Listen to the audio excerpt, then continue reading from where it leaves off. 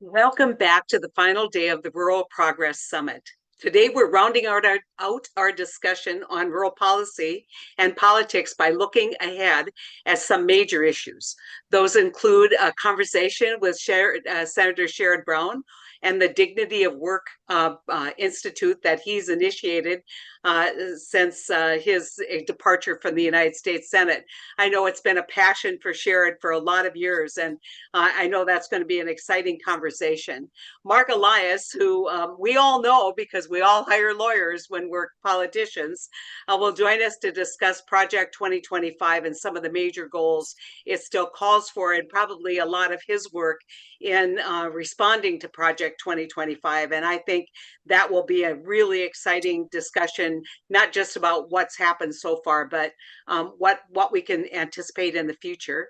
Our newest board member, Adam Zabner, will lead a roundtable discussion on how we can support more younger Americans in their quest to run for office or participate. And we're going to conclude the day with a discussion about a very difficult topic, which is immigration policy and how it affects rural America and rural communities. But first, we have a great panel of experts here to discuss the future of rural connectivity, something that we've been talking about in rural America for a long, long time. Specifically, how spectrum policy made in DC impacts rural America from farms to factories. If you've been following the negotiations leading up to the OBBB, you will certainly have heard the word spectrum come up quite a lot. And as the negotiations swirled around reconciliation bill in Congress, which we now have completed reconciliation, but we also have many, many opportunities in Congress to begin to have this discussion about rural broadband and rural spectrum. This issue was a major sticking point for members of Congress as it has incredible critical impacts on defense, manufacturing, precision agriculture, healthcare, and pretty much every sector of rural America. We can't be left behind. But what about spectrum, and how does this policy affect rural connectivity? Those are some of the key questions our expert panel will dive in today. I'm going to quickly ask you all to introduce yourself, and we will get right into a PowerPoint presentation that Dave's prepared, and then have an excellent conversation after that. So Dave, we'll start with you, then Steve, then Mark. Give us a quick intro, why you ended up on this panel, and then we can get into the dialogue. So Dave, we'll start with you. Great. Thank you, Senator Heitkamp, and thank you to the One Country Project for inviting me to participate. So I'm Dave Wright. I'm the Policy Director with Spectrum for the Future. I've been working in the technology and networking space for over 30 years, which seems impossible, but it's true. And I've been working on wireless technologies and spectrum policy specifically for about the last 15 to 20 years. Initially in corporate roles, and then I've also served as the president of the OnGo Alliance, which was a big organization promoting CBRS, and now obviously serving with Spectrum for the Future. So excited for our discussion. Thanks, Dave. Hi, I'm Steve Karan. I'm a lawyer at Lerman Center in Washington, D.C., which is a telecommunications boutique that's been around for 40 plus years. I also serve as outside regulatory counsel to WISPA, Broadband Without Boundaries, which represents rural broadband providers across the country that deploy broadband on spectrum as well as fiber. WISPA was one of the leaders in promoting the origination of the Citizens Broadband Radio service that we're going to be talking about today. And that's where Dave and I first met, probably about 10 years ago. So, and my experience goes back a little further than that. So great to be with you all. Thank you, Senator, and thank you, One Country Project. Thanks, Steve. Mark? I'm up. Okay. I'm Mark Kautz. I am the person that's actually implementing this in the rural areas. I'm part of the Utah Education and Telehealth Network. I work for a smaller organization underneath them, but I work with them. My job is deploying this. We've been playing with CBRS and private cellular for about 7 to 10 years. We've been looking at this through using different bands of spectrum We've been playing this game of losing spectrum to auctions and getting spectrum taken away for quite a while. So we've been looking to build this network to reach students in their homes. Became a big deal during COVID when everybody suddenly had to go work from home, and everybody was using the home internet pipe that was very small. So we've been building this network to reach those kids with, and then we found a bunch of other use cases, but that's been our primary when we started with this use case that we went down the road with. So it's great. I'm glad to be here. So. Great. And Dave, we're going to have you turn it over and explain what this spectrum issue is and why it's so significant to rural America. Right. Thank you. All right. So without further ado, I'm going to try to take you through everything you need to know about spectrum and the CBRS band in 15 minutes, which is virtually impossible, but we're going to do our best. So, why is this important? What is spectrum? What are you guys here to talk to us about? Well, at a high level, radio frequency spectrum, it's the lifeblood of every wireless service you know. So, whether it's a cellular service, Wi-Fi, GPS, farm sensors, new wireless factory automation systems, all of this uses radio frequency spectrum. And those are just really commercial, some of the commercial applications. When you think about how the government uses spectrum, it's everything from military radars to weather observation and forecasting to space exploration, communications, military communications, police communications, et cetera. So, there's a range of commercial uses, there's a range of government uses of spectrum. And without spectrum, there is no wireless, right? So spectrum is a finite resource. There's a certain amount of it. It's all around us in the air, if you will. But the way we meter it or measure it is in megahertz and gigahertz, right? And there's a frequency range. I just included an example here on the slide to show from about 2.4 to call it 7 gigahertz. In this frequency range, what have we got? And it's the range of things I just talked about. It's different government services. It's different commercial services, and then there's actually some shared stuff in there as well. But it is a finite resource. It's highly coveted, increasingly coveted, particularly in call it the mid bands, which is where people want to operate today, because spectrum tends to have different physics properties. You can push a lot of data through a higher frequency, but you get very short propagation distance with a higher frequency. Whereas at a low frequency, like down at the bottom of this range, you'd be able to go further, but transmit less data, if you will. So those are some of the trade-offs you'll find.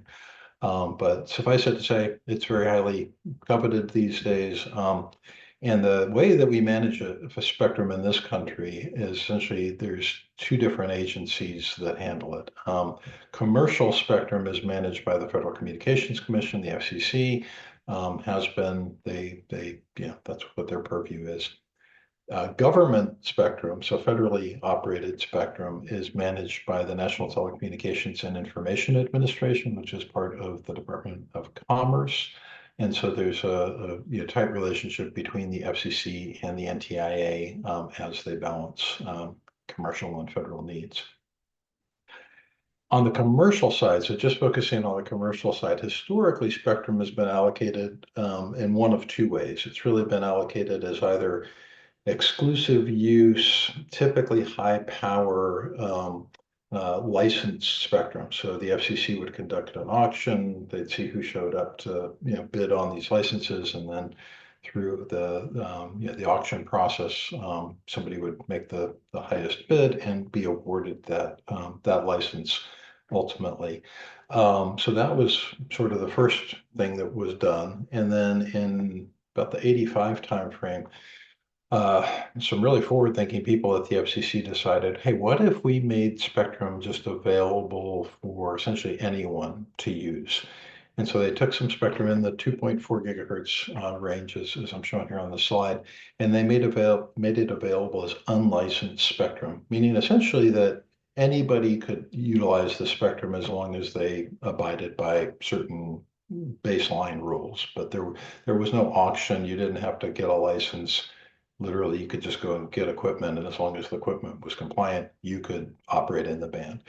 So that's what we've had historically, licensed on one side, unlicensed on the other side. And what we're going to be talking a lot about today is essentially a new paradigm that allows us to not necessarily have to get rid of government users, but actually share spectrum between the government and the commercial side, which is what we've done with the Citizens Broadband Radio Service, or CBRS, as Steve mentioned.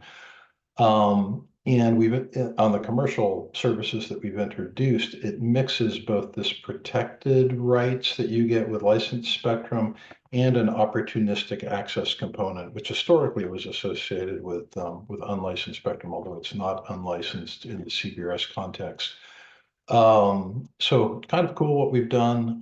It's really ushered in a whole new era of services and service capability, and we'll talk about that. In terms of why spectrum is important to rural communities, the whole world is increasingly wireless, but I would say spectrum really plays an outsized role in rural communities because it can be difficult to put in physical infrastructure. There are challenges, whether they're economic or just literally laying fiber or copper in the ground.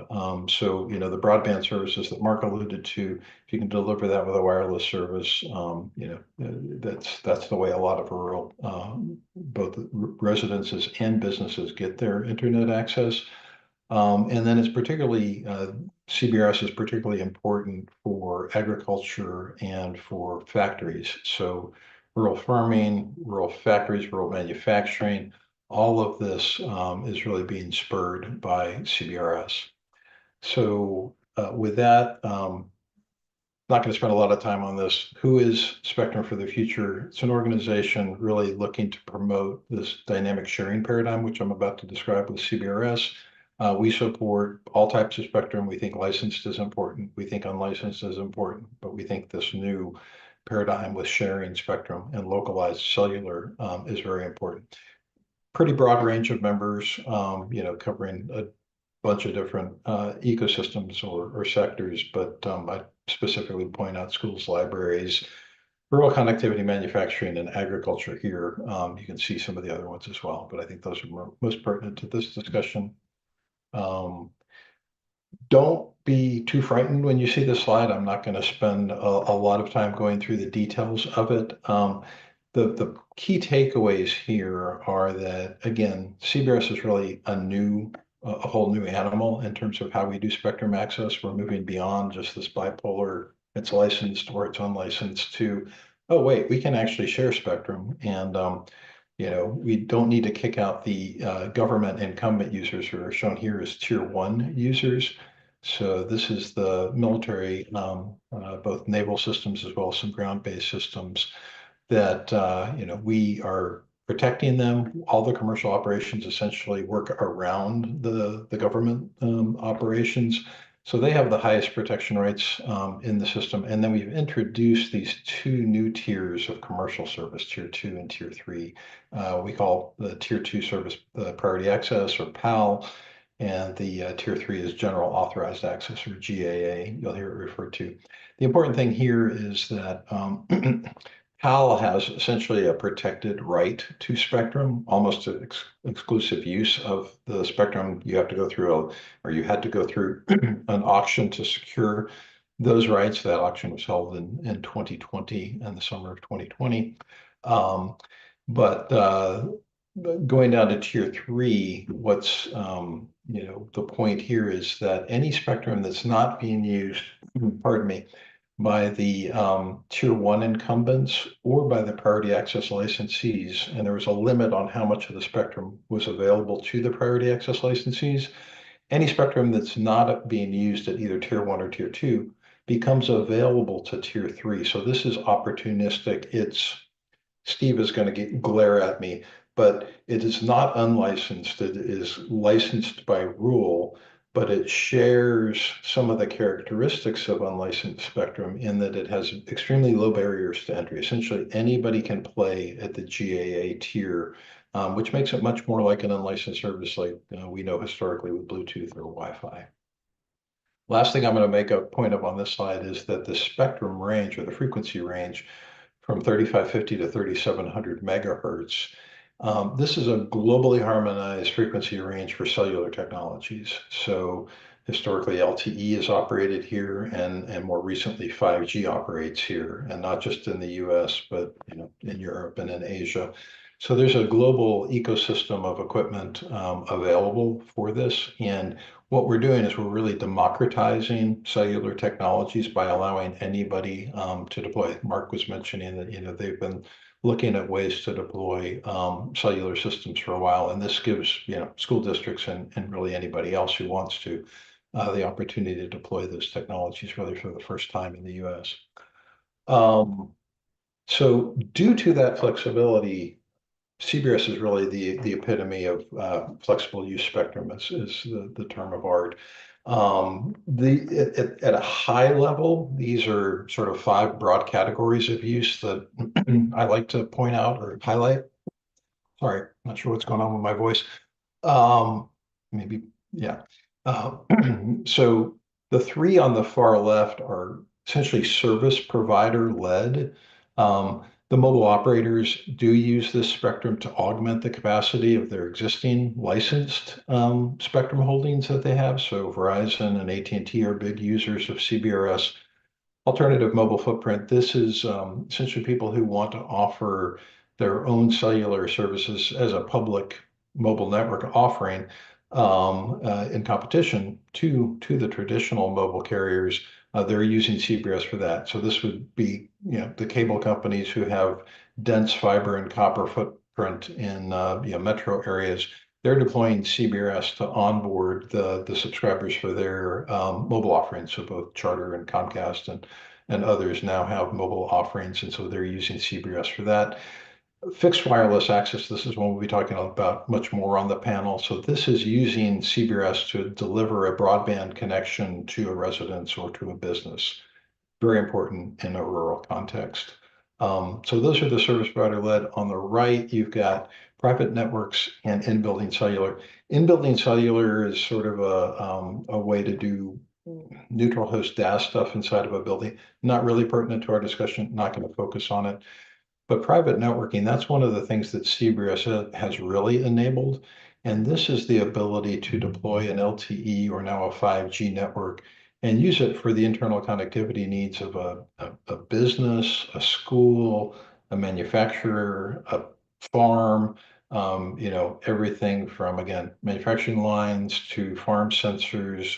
John Deere is now, using this both for their own manufacturing equipment, but also looking at it as a way to provide connectivity to their equipment in a precision agriculture context going forward.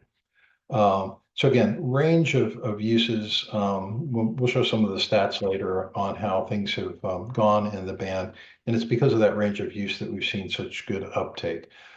Two quick examples. We know this is from farm to factory, so I thought 2 quick examples in those use cases specifically. So 5G Smart Factory, this is Ericsson, actually down in Texas, has deployed 5G within their 5G manufacturing facility. And again, they're using this to do redeployable, reconfigurable assembly lines. And so it's proven itself to be quite good in terms of the ROI they've seen on that. Other major manufacturing that we've seen with CBRS would include automotive. There are a number of automotive manufacturers using CBRS, both within the assembly lines, but also out on the ramp where they stage the vehicles to upload firmware and things like this. Microelectronics manufacturing. So a range of companies are using this. Agriculture. So again, smart ag is a big use for it. One of the things about CBRS is because it uses cellular technologies and it allows for a little bit higher power than we can do with Wi-Fi, you get better range with a CBRS solution than you will with a comparable Wi-Fi solution. So if you're trying to cover a 700-acre farm or something like that, CBRS is very effective for doing that, connecting sensors, connecting farm machinery, et cetera. So this is the example from First Greenery in Missouri. CBRS success story. And I'm mindful of time. I'm going to try and wrap this soon. Because of the flexibility, we have over 1,000 different entities operating in the band, both at the GAA and the PAL tier. Over 410,000 what we call CBSDs have been deployed. And a CBSD is essentially a CBRS base station. So that's comparable to the total number of macro mobile cell sites that have been deployed throughout all of history. And we launched CBRS in January of 2020. So this has happened essentially in 5.5 years. We've deployed 410,000 CBSDs. And these stats are largely based on an NTIA report that came out in July of last year. No, pardon me, it was through July of last year. It came out in the fall. But just so you know the source, but they showed that 67.5% of these base stations are deployed in rural counties. So I think that's a nice stat here for this panel. Almost all of the CBSDs utilize the GAA tier of spectrum, so 95%. About a quarter of them also use the PAL, and a CBSD doesn't have to use one or the other. It could use both, which is why there's some overlap there with the 95 and the 100. But it shows you how important that opportunistic GAA access is. It's extensively used throughout the country, 82.7% of all counties, and at 41% of counties, all 15 channels, so all 150 megahertz is being utilized. It's been very important to creating innovation. These are all small US companies that have formed around opportunities that have been created because of CBRS. And as Mark mentioned earlier, and I'm sure we'll discuss more, it really demonstrated its value and its flexibility during the COVID pandemic, both in a healthcare context and in the educational context. We did an auction in July of 2020, as I mentioned, of the PAL, the Tier 2. It was the most widely participated auction in FCC history by far. 257 bidders, 20,000 plus licenses were awarded. Of the winning entities, I think there were 228 entities that actually received licenses. Of those, 115 were designated entities, meaning they were small, rural, and/or women-owned businesses, utilities, universities, industrials, et cetera. And one of the things I would point out here is that, again, because we did the licenses at a smaller geographic level, they were county-sized licenses instead of what are called partial economic areas, which are huge areas. Because they were smaller licenses geographically, they went for a lot less in the rural areas, right? So that really opened up the opportunity for, rural schools, rural manufacturers, rural farms, rural WISPs to obtain these licenses at, costs of thousands of dollars versus the historical licensing cost of millions of dollars, right? So that's, what you would see with all the kind of purplish shading on this map. Those were licenses that went in the, somewhere between $1,000 to $10,000, and a lot of them went to smaller players and rural players. So because of all of this goodness that I've talked about, there's a ton of people that are doing things in CBRS.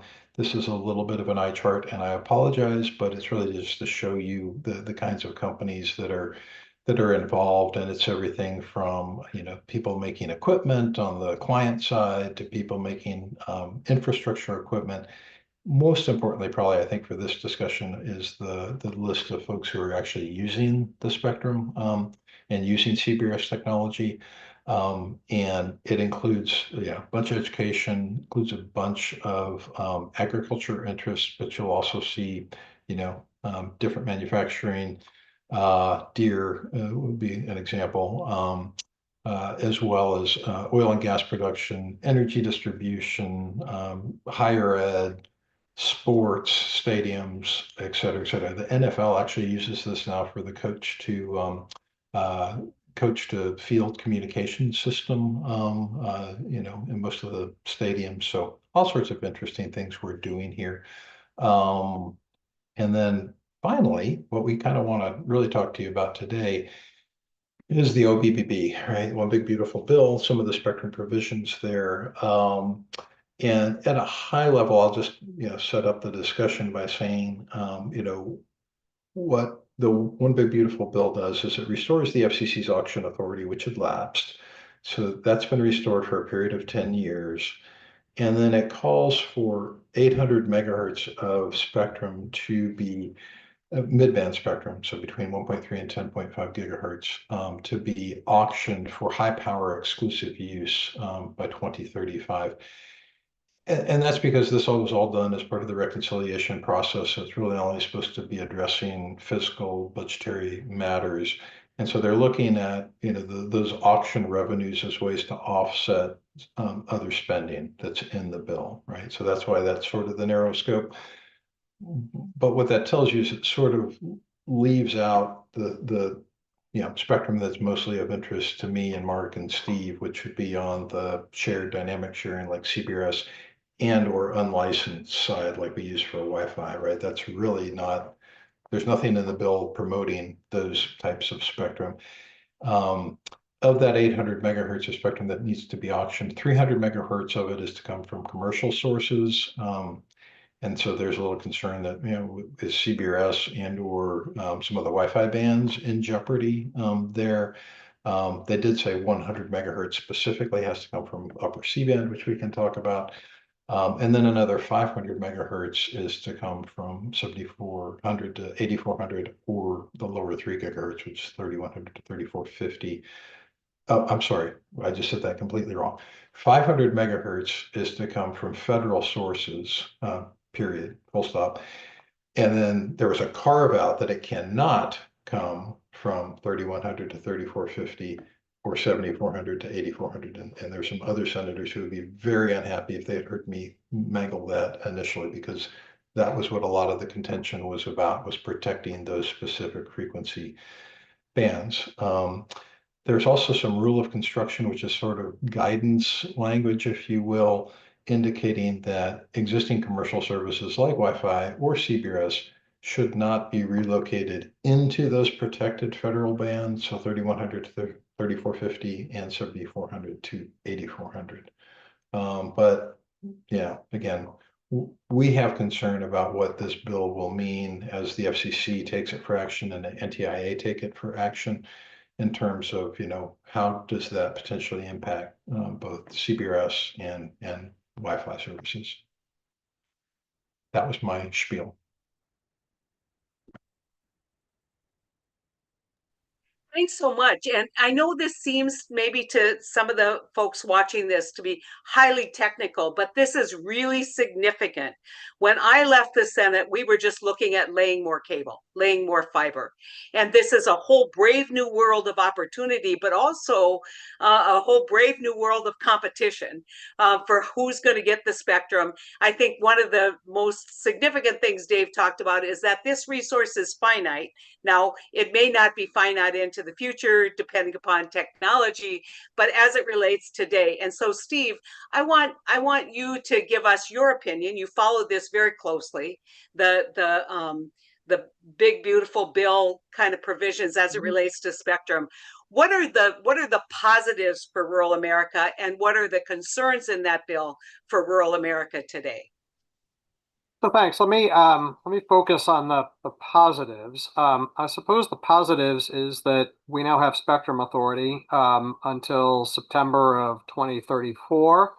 That's something that has lapsed for a couple of years, and that's an opportunity for companies to get more spectrum, whether it's for fixed purposes or for mobile purposes. And it's also an opportunity for the government to raise money. This is, if I remember correctly, this is the first time that a bill has ever said auction revenues should be considered as part of the process. There was sort of under 309J of the Communications Act, that was sort of off limits. So we've now removed the fig leaf, and because we all know that auction revenues is important, but here we're actually trying to, solve a reconciliation project.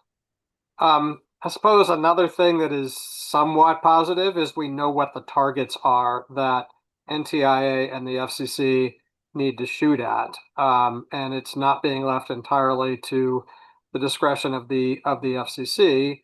Although I will say the FCC has a lot of discretion in auction design, and the timing of auctions and working with NTIA to identify those bands. So those are kind of some of the positives. I would say some of the concerns are, CBRS and the Wi-Fi band at 6 gigahertz are at risk because we've got to find 300 megahertz of commercial spectrum to repurpose. 100 megahertz at least is going to come from that upper C band, but we don't know where the other 200 megahertz is going to come from. And I don't think that people expect that it's going to be coming from the spectrum that AT&T, Verizon, and T-Mobile are already using right now. So hope that's responsive. Yeah, well, I think it is. And so I'm going to turn to you, Mark. You've heard this. You're an implementer. You're not a policy guy who's looking at this saying, what should we be doing going forward? This is your lifeblood. This is your, link to doing things, maybe saving a little money in the process, but also, you've been innovative in this whole area. What concerns you about this bill, and what do you see as the changes since you've been in this work? What changes have you seen, and what do those mean for increased opportunities, especially for rural schools? So, so fear for me comes down to losing this. This has been promised. We have PAL licenses. We have these different things. We might lose it. That's where the fear really comes. There's a lot of fear across the industry. I've talked to so many people that are, because it's uncertain. Whereas it's a finite service, and so we're very much going, where is this bill going to pull from? Well, there's these two options that are very, very right in the crosshairs of where this is coming from, being given to the carriers. Yeah, it's for them to make money off of, and there's all that benefit. Ultimately, at the end of the day, when it comes down to what we've been building, we've watched this process before. The education broadband service or something, broadcast service, EBS, and BRS Spectrum Band 41. That was auctioned off a few years ago. Similar fashion. Used in the 60s, it was dedicated to education. Education didn't usually use it very wisely. It just kind of sat there very lightly used. And so they found it as a spectrum that they could take away from education and sold to the carriers. We're looking at the same thing here. We have this project where we were going down the route with EBS. We lost that. So then we were pushed to CBRS. Now we're going to lose CBRS and Wi-Fi. There's nothing else for us to move to. And so it's very concerning that we're going to lose access to this connectivity that is currently being used by organizations around the country. It's going to lock us into relying on the carriers. There's some privacy issues that come with this. There's people that do not want their data crossing carrier networks, but because we don't have spectrum, with how limited Wi-Fi is, ultimately we have to rely on the carriers. There's a lot of data that is very, very private that organizations do not want crossing there. There's lots of issues when it comes to this. That's more than just money. It's all about funding. But there's things that this was promised to organizations in this country, and now they're looking to take it away. And it's just kind of it's almost killing this industry. We have all those startups that kind of jumped into this, put all the funding in, went down the route, let's build this. We got have product out there. If we get moved or other things like that, that starts the process over. We're 10 years behind. CBRS has been established. We have products that I can buy right now off the shelf in our phones and different things that are supported by it. If we get forced to a different band of spectrum, we're 10 years out from getting that into devices again. So there's lots of little issues that come from this, that by kicking people out of this band and saying, oh, we'll just move them over here and then they'll adapt. Well, you're going to put the whole industry to have to spend billions of dollars to move. And buy all new equipment, that whole piece, in addition to all this. And so it's very much concerning for those that have jumped on board with this. if we're going to lose it. Yeah, the one thing that I want to say, and Dave, I'm going to turn to you because I know a little bit about reconciliation. You don't get to do this unless it's about money, right? And so now all of a sudden, the federal government is looking at this incredible asset that belongs to all of us, right? This is not, yeah, the federal government is not an enterprise institute. It's not there to make profit. It's there to do public good. And it seems to me that when you look at this, and you can agree or disagree, that the money has driven this. So we have a valuable asset.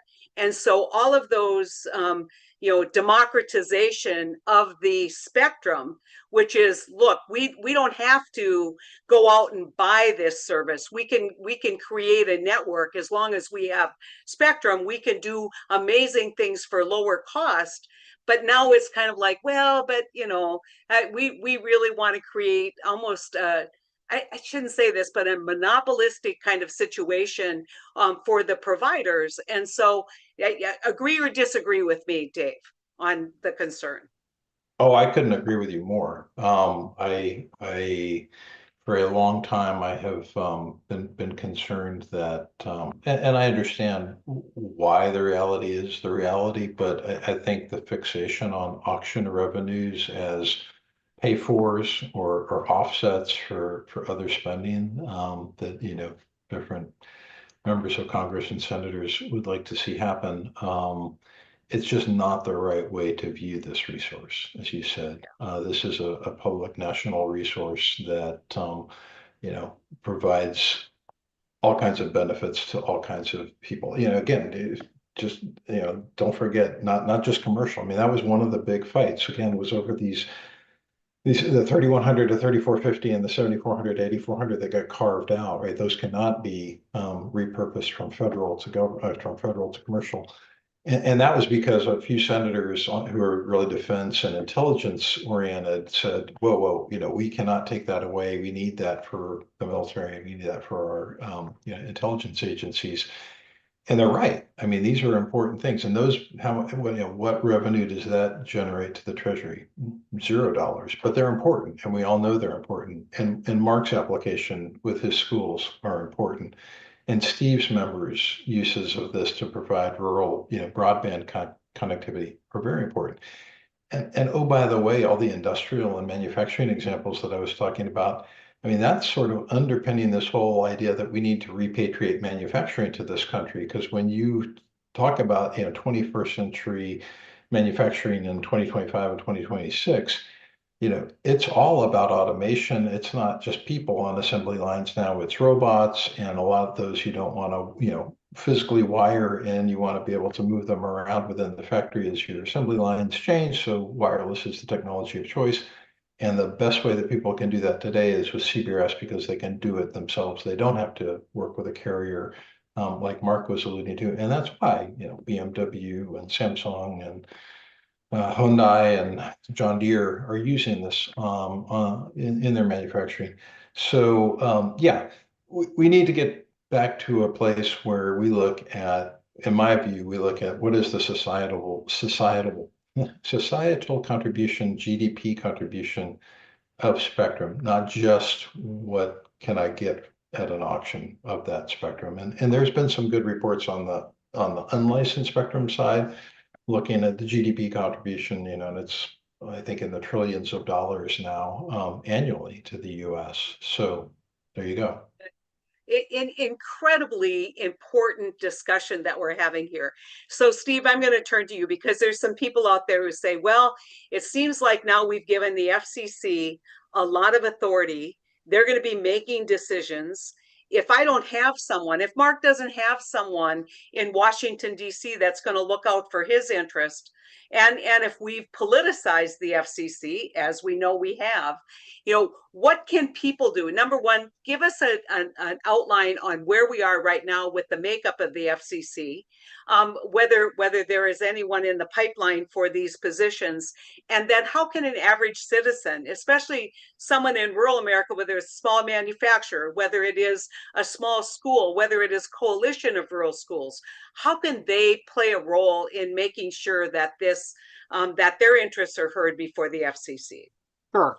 So the current makeup of the FCC is the chairman is Brendan Carr, who has been at the FCC for many, many years and served as a commissioner for 7 years before being named by President Trump to be the chairman. Uh, the second Republican of the three commissioners is Olivia Trusty, whom I'm sure you know, and has worked on the Hill for many years. And she was just seated a couple of weeks ago and has filled out her staff as well. The lone Democrat is Ana Gomez, who has been in the private sector, worked at NTIA, worked at the FCC, and she's been very outspoken about some of the things that the Republican majority are doing. There are currently three commissioners. The FCC has an allocation of five. The quorum is three for most things. It's uncertain whether the other two, which would go to a Republican and a Democrat under most circumstances, are going to be named, or if the FCC will just proceed with the three commissioners that they have.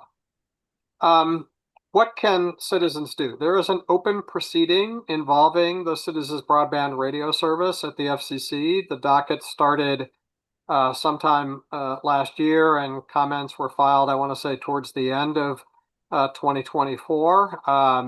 Things kind of, I wouldn't say they've slowed down. They've slowed down publicly, but I think things will start to ramp up a bit more now that the FCC has been tasked with identifying additional spectrum and it has its auction authority back. One thing that you're going to hear from the big mobile providers, and they've said this, is that this band is not a success. And they base success because, well, we didn't get any spectrum.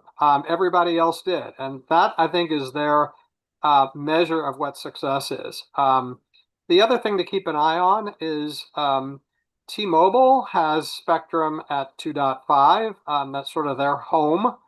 AT&T is locking in at 3.45 to 3.55 just to the south of CBRS, and Verizon is just to the north.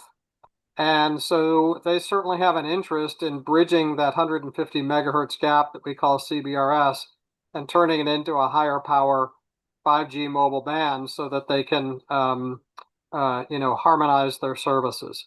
So that's why CBRS is in the crosshairs. Well, to me, this is, it's a really interesting discussion because, and I'm going to turn to you, Mark. You raised in your comments the fact that you've bought equipment, you relied on kind of this spectrum being available, you have kind of arranged it, and now the uncertainty, the investment, what does that mean? I mean, it seems to me that you've been incredibly innovative as you've looked at an opportunity here to, number one, reduce costs for the school district, but also protect privacy, all of the things that come with your own control.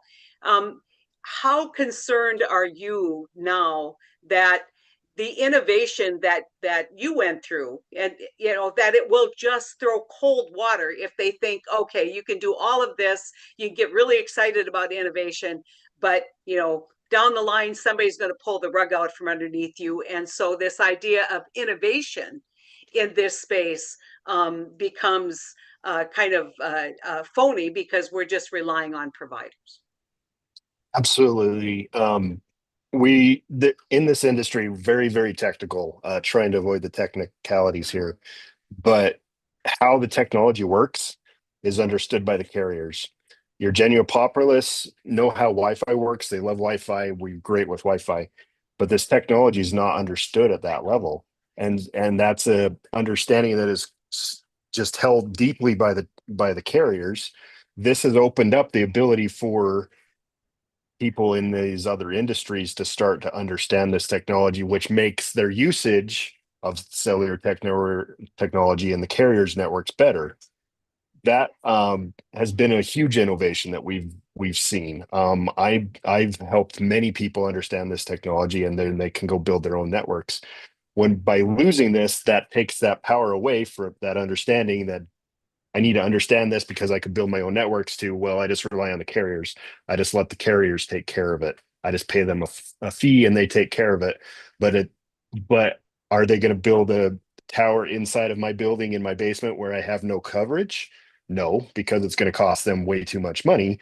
And so they're relying on Wi-Fi or other things, but then we might be losing some of those things. And so there's this whole challenge that we're looking at of going, are we building? Are we innovating? Are we looking to the future on what's coming and being able to provide for those innovations that are coming? Are we providing for students to go, here's the technology, go play with it? In our schools, we are actually looking at teaching students these technologies to help build them so they can go be the engineers that work for these cellular companies, because there's not a funnel of students coming out of school going that way. We're trying to help the carriers build that. How do we build that? By having an option that they can play with at school versus, well, we have to go get a license and a special permission from AT&T or T-Mobile or Verizon to go play with this technology.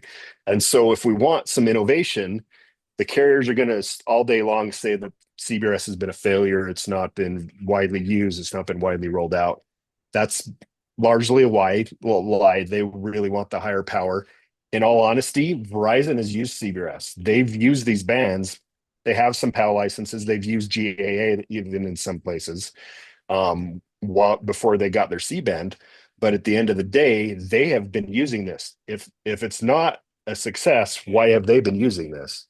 And so innovation, as a country, we're looking at innovation. We're looking, what's the future? What's coming? Spectrum is one of those things. How many devices in our lives now are relying on wireless, whether that's Wi-Fi or cellular? Everything is going wireless. And so at the end of the day, innovation, that's where the innovation is. If we limit ourselves and take this away and just sell it to the carriers to where we have to pay for it, that actually limits our innovation. One of the things that, and again, this is not my area of expertise, but it's fascinating. Your discussion has been incredibly fascinating for me. But when you look at vulnerability, right? So if you only have 4 or 5 carriers throughout the country, we have a system that relies on, I mean, we saw the tragedy in Texas. We see that the need to have local warnings, to have local control over this powerful communications tool. I mean, are we less, and I'm just going to address you, Dave, are we more vulnerable by putting all of our eggs in big baskets as opposed to kind of parceling them out in these innovation baskets and these baskets of local control? Thank you for the question. I'm going to kind of give you 2 answers because there's 2 ways I think about the question. The first would be in the context you just mentioned, which is disaster response and things like that. And yes, I mean there have been when you have historic level disasters, and I'd certainly say the Kern County stuff in Texas rises to that level. I'm thinking Katrina and other things. Oftentimes the outages and the disruption to service can this isn't a matter of hours. We're talking days, weeks, sometimes months, right? So what we've seen in many of those cases is, yes, I mean to their credit, AT&T, T-Mobile, and Verizon, they get in there, and if their battery backups run out or their generators run out, they get in there with replacement systems as soon as they can. But having democratized access to spectrum and wireless technology allows the people on the ground just to respond right themselves. I mean, and you see, people setting up Wi-Fi hotspots. They happen to have a broadband connection that's working, or somebody brings in a satellite backhaul for broadband.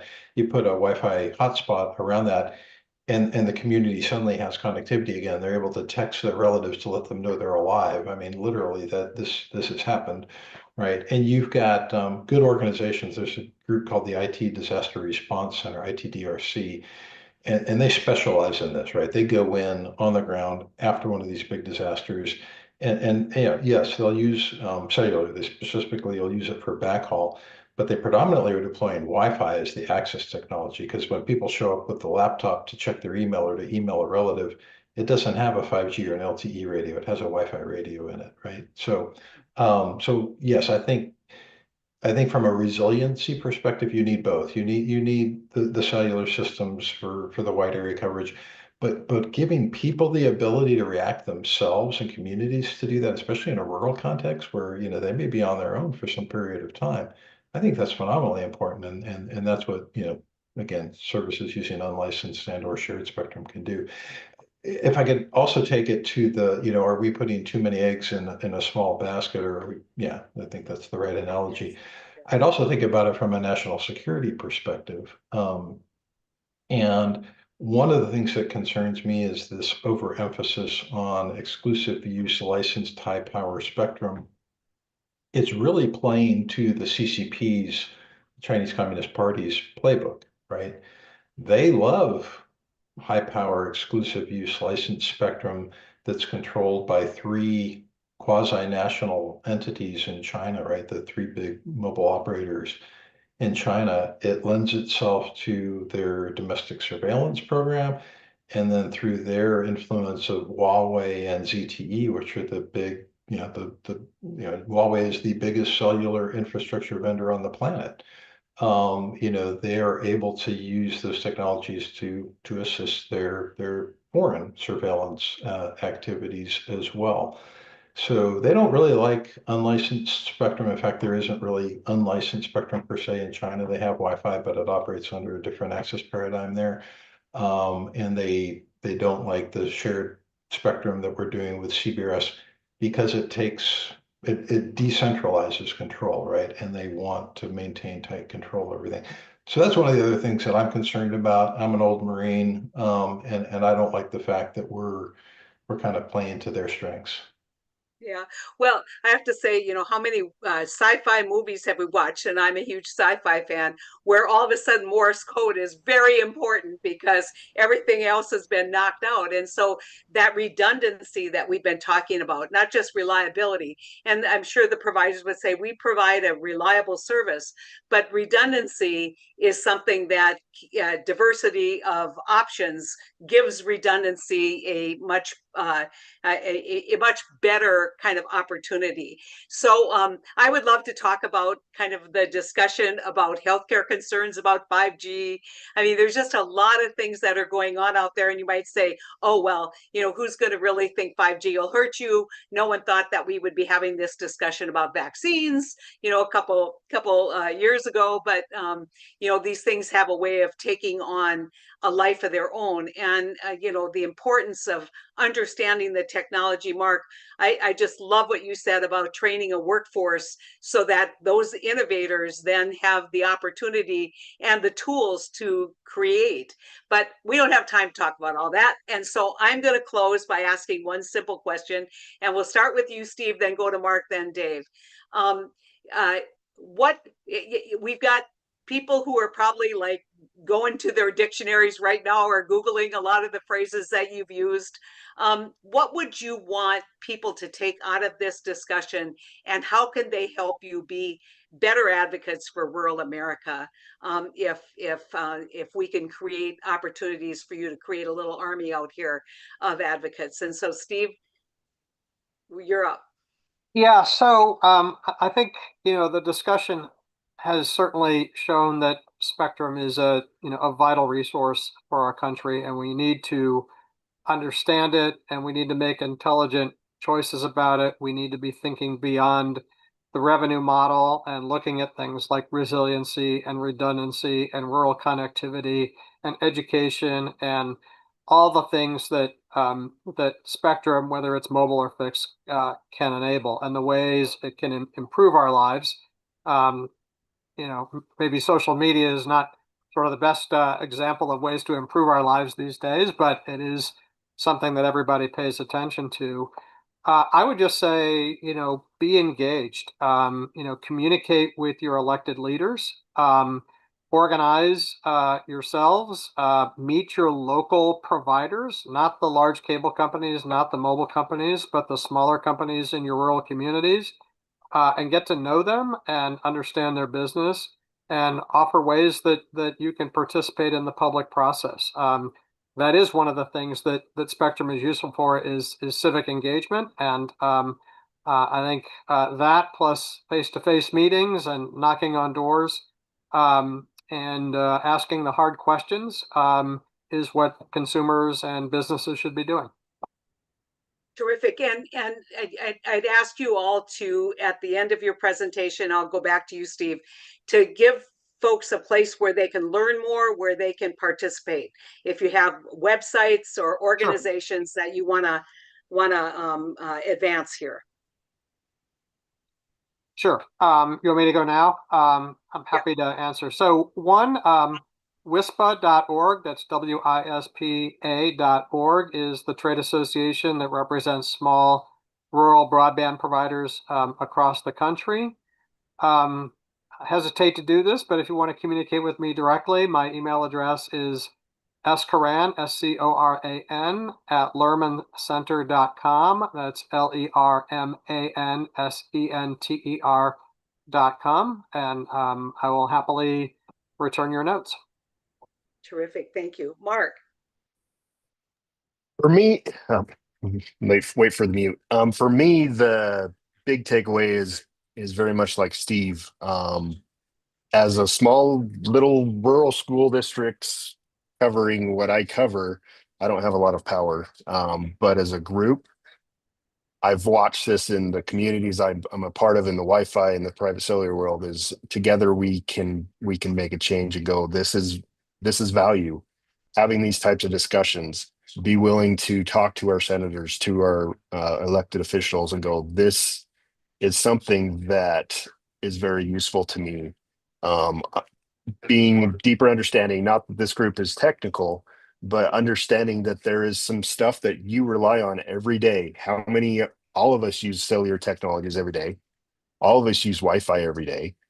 These are things that are very much under threat by these types of bills, and the carriers that have the money and the lobbyists and all those things, they're the ones making the most noise about this. CBRS is a failure. We're not relying upon this. If you're using a WISP, a wireless ISP at home, you get your internet from a radio on your roof connected to a tower somewhere. You are very likely using either Wi-Fi or CBRS bands for that connection. And so this is very much could affect your internet at home and how you're connecting in the future. And so being aware of these issues, being willing to step up and go, this is a potential problem, and talk to your senators and your elected officials is, I think, the greatest way you can make a difference with this. In regard to organizations that I'm involved in, the Utah Education and Telehealth Network is obviously where I do my day job, but I'm a part of the Safer Buildings Coalition. We are advocating to get 911 inside of buildings for school safety, with the different safety and shootings and different attacks in schools. And so we're looking at 911, getting emergency communications in those buildings. ITDRC, as Dave talked about, they're a great organization as well. I'm not a member of theirs, but I've been privy to a lot of stuff they've been doing on getting this connectivity brought up after hurricanes, after tornadoes, after earthquakes, getting and restoring connectivity to communities that are in need after a disaster. And so I think those two organizations are very much in alignment with this group in getting connectivity where it's needed at the time when it's needed. And so that's that. So Terrific.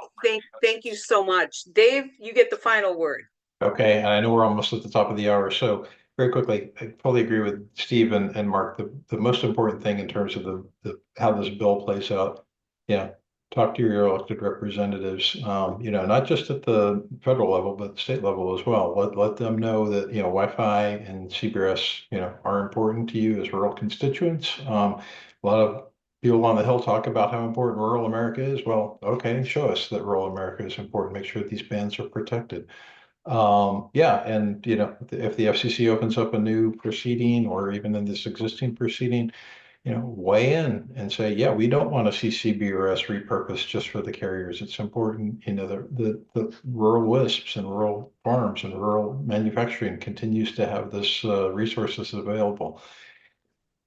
As Mark sort of alluded to, they always hear from the big carriers. It's rare that they hear from the rest of us. So we need to get those voices out. So really would encourage you to do that.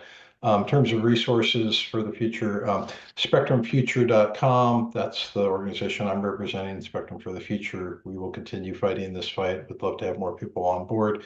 And then ITDRC, which both Mark and I mentioned, is itdrc.org, and it's certainly worth checking out. And thank you again.